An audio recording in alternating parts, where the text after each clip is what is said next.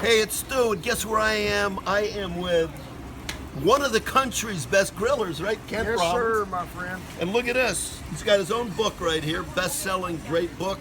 But tip one, okay, about grilling, because we have a lot of customers.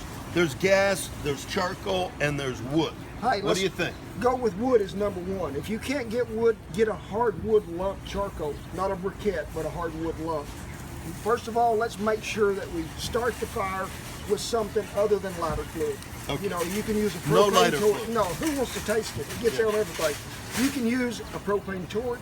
You can use the old chimney with the newspaper. But How make about sure, newspaper? Yes, and Yeah. you can use that, but Okay. do not use lighter fluid. Then we want to make sure we got a good hot fire. Okay, tip Hot- two, how hot should it be? It should be really hot before we start. We have the 5-second rule. If you can put your hand down there and hold it for more than 5 seconds, and mine's been burnt forever, it's not hot enough. Okay. So that's number one. 5-second rule, Yes. that's a good one. And then we're going to take, Tip three, we go. What do you put on the grill? So first of all, when it gets hot, it cleans better. Then we're going to clean it with a good wire brush. when it's hot. Yes, and then you got to season that grill so your meat don't stick. Well, I wonder how this little this seasoning is that we've Hey. been using here at the store today. It is good, my friend. I made it a long time ago. These are Stew's Naked Burgers here. They're natural, hormone-free, antibiotic-free. We put this on about 2 hours ahead of time. Rub it in good on both sides of meat. Let her sit in the ice box till we get ready to cook it. Now, it's a little different than a steak. I'm not going to let this come to room temperature before I cook it, but I am going to set it over there on the one side of the grill because I keep a hot side, one side. That's it. Okay. You don't have a spray bottle of No, water. no, I ain't going to put a fire out. I love fire. Okay. I'm not going to burn it, but I'm not going to put the So fire you'll out. move it from the hot side to the cold Yeah, side. keep two sides of the grill, hot and a little warm. Now here we go. Tip four. How do you know when your burger or your steak is cooked?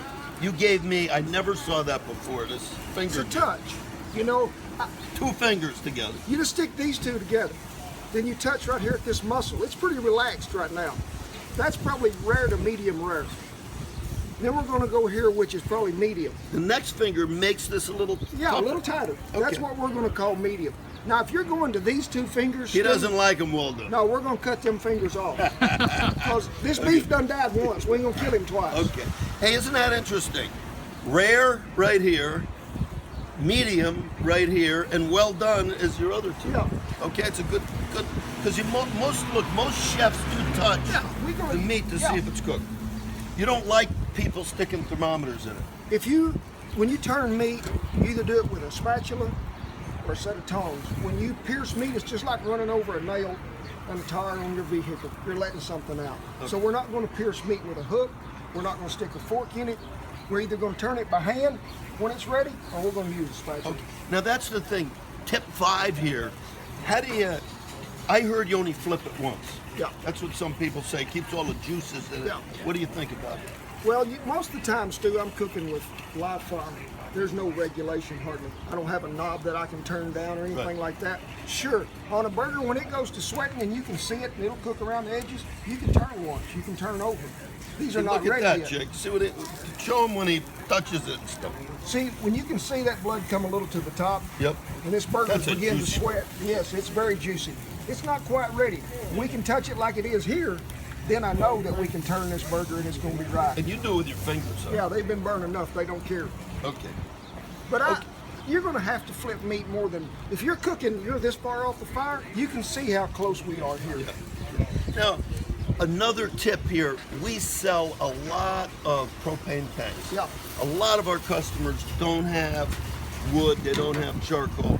They use gas. Yeah. What do you recommend for someone who has a Weber like gas grill? My father-in-law has a gas grill. I send him mesquite pieces.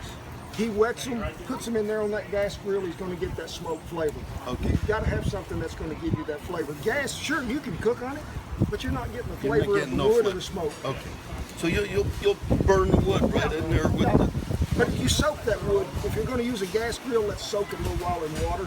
Then when we put it on there, it's not just flaming up. We're going to get that smoke. Now tell me your lime juice secret. And tell us about lime. All right, when we take a good piece of steak, first thing we're going to do is take lime juice. You can either squeeze it on there or you can buy 100% pure lime juice. Not a bunch, but we're just pouring it on there, rubbing it in on both sides really well because citric acid breaks down muscle content tissue. It's going to make it tender. So lime juice, then we just use our seasoning. And you don't taste the lime juice? No, I've never tasted it in my life. Okay. Then we're gonna put our So seasoning as good it's on both on sides. as the steak's on the grill, Yeah. you'll put lime juice on. No, 4 hours ahead of time. 4 hours. Okay. Yes, because it's got to set. Okay. That lime juice, when it breaks down with the muscle and our seasoning, it's going to create its own marinade. There's going to be a lot of juice in there. Okay. So then we'll bring them steaks out, let them come to room temperature before you throw them on the grill. Use this right here to cook them, Okay. and then we're going to let them rest about 3 to 4 minutes before we slice them. That way Okay, we ain't good. losing none of it. All right.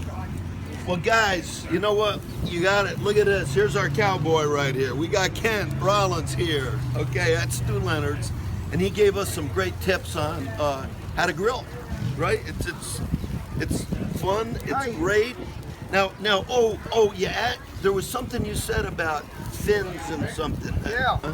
but if I'm cooking anything with fins or feathers, then I think people know what them are. Right. I'm using a fruit wood. A fruit wood Cherry, for fins and peach, feathers. apple. But if I'm smoking pork or beef, it's a hardwood. A hardwood. Mosquito oak. Some people use hickory. Okay, what a good rule of thumb that is. So fins or feathers is fruit, Yes, and and also lemon juice instead of lime. lemon instead of lime. Fins and feathers. Okay, that's a good tip. And then if you're doing beef, you're going to use a real wood like Yeah. oak or mesquite. Yeah, it's a good hardwood. That's a Something good that rule makes of a thumb. great I color. like it. Hey, we enjoyed it. Whoa, My hold pleasure, on. brother. Hold on. My Wait a minute pleasure. here. Hold on. How's My this one? pleasure. Here we are. Okay, we're up at Stew Leonard's. Thank you, Kent. Oh, thank we you, my appreciate friend. you coming up today. Me and Thank you Shannon very are glad to be here. much.